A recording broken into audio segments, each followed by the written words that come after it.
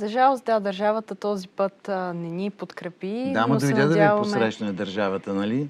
Но се надяваме за бъдеще това да се промени и тук е момента да кажа, че ние като отбор сме изключително благодарни и на вас, и на всички други спонсори, които застанаха зад нас, за Българската федерация в лицето на Милен Василев, които ни осигуриха възможно най-добрите условия.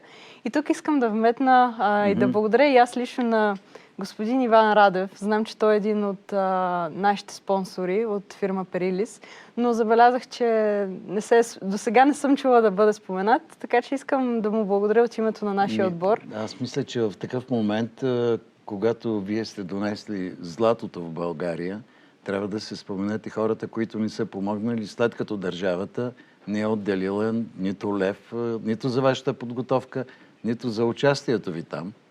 Така е, благодарни сме на всеки един спонсор, който застана зад нас и се надяваме и за в бъдеще и повече хора да откликнат и да подпомогнат нашето развитие, защото всички сме млади, талантливи, борбени, с хъс и с мечти да се развиваме все повече и повече.